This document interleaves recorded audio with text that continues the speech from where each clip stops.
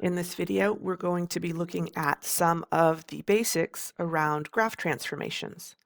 Let's start with vertical shifts. Let's use x squared as our base graph. I have it in this dashed blue line so that we can compare it to the different movements that we're going to make. For the first example, I am going to add 4 to the x squared graph, and you can see that adding a number shifts the graph up, whereas subtracting a number, here I've clicked on x squared minus 5, shifts the graph down. When I take a base graph and I add a number, the structure of the graph stays exactly the same. The whole thing just gets shifted up. And if I subtract a number, again, the structure of the graph stays the same and the whole thing just gets shifted down. Let's look at what happens if I have something that looks a little more complicated. Instead, here I've got a graph of x cubed plus 2x squared. I've got this one dashed to show you. That's the base graph. And I'm going to take that exact same structure but now add 4 to it. The graph looks the same, but it's been shifted up by 4 units. And then here it would look the same but shifted down by 5 units. So adding a number or subtracting a number creates a vertical shift.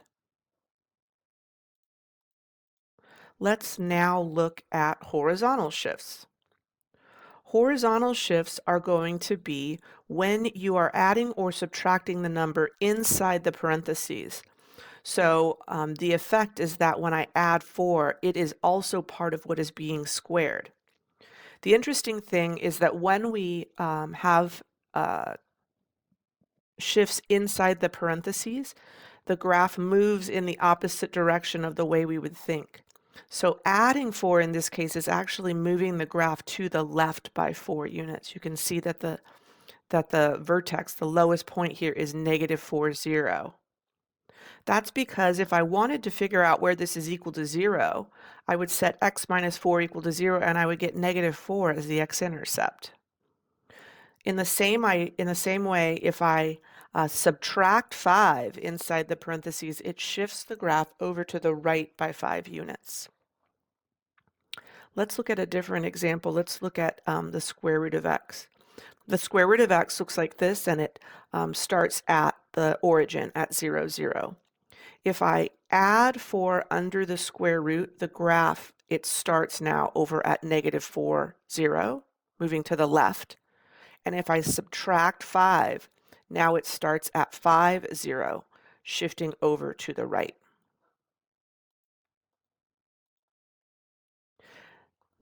Now we'll look at some examples that we are going to combine both vertical and horizontal shifts.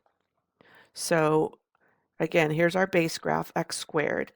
By looking at this function here, it looks as though I'm going to be shifting up by 7, and I'm going to move to the right by 3. Let's look at where the vertex is here.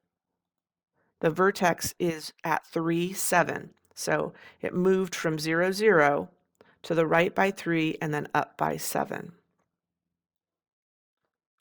Let's look at the next one. This looks like we're going to move down by 6 and to the left by 10. The vertex now is at -10, -6, moving to the left 10 and down 6. For a different example, let's look at the square root of x. I'm using the origin sort of as an anchor to figure out where the new graph is going to start. I think the new graph is going to be starting at 2, -5, because I'm moving to the right by 2 units and then down by 5 units. This next one is going to be starting at -7, +1. I moved to the left by 7 units and up by 1 unit. We can also have something called reflections in graphs, and that's coming up when we have negative signs placed in front of graphs or in the graph, in the function. So in this first example, I have the negative sign out in front of x squared.